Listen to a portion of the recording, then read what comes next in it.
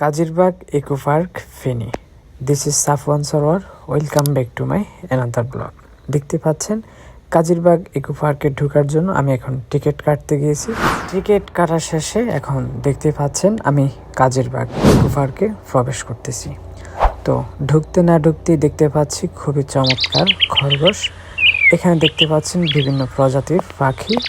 এখন দেখতে পাচ্ছেন হরিণ। তারা খুব চমৎকারভাবে সেখানে এনজয় করতেছে। তো সেখানে দেখতে পাচ্ছেন আমার সাথে যাওয়া আমার বেস্ট ফ্রেন্ড মুন্সি সরোয়ার।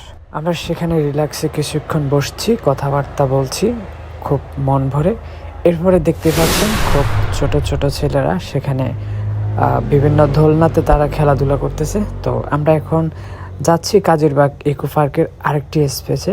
তো স্পেসগুলো অনেক চমৎকার, যেটা আমরা ফিজিক্যালিভাবে রিয়েলাইজ করেছি। আপনারা আমাদের ভিডিওতে রিয়েলাইজ করতে থাকুন।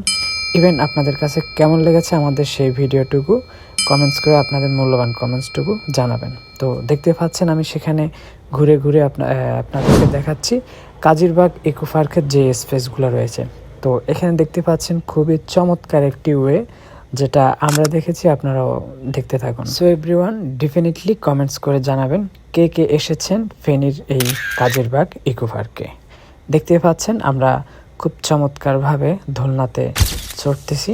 এখন আপনাদেরকে আবার দেখাচ্ছি কাজিরবাগ ইকো পার্ক এক নজরে, আপনারা দেখতে থাকুন। এখন আপনাদেরকে দেখাচ্ছি কাজিরবাগ ইকো পার্কে একটি ওয়াচ টাওয়ার রয়েছে। সেখানে উঠলেই কাজিরবাগ ইকো পার্কটুকু এক নজরে দেখা যায়। তো দেখতে পাচ্ছেন এখন আমি বের হয়ে যাচ্ছি কাজিরবাগ ইকো পার্ক থেকে। সকলে ভালো থাকুন, সুস্থ থাকুন। দেখা হচ্ছে নেক্সট কোনো ভিডিওতে। আল্লাহ হাফেজ। আসসালামু আলাইকুম ওয়া রাহমাতুল্লাহি ওয়া বারাকাতুহু। Take care.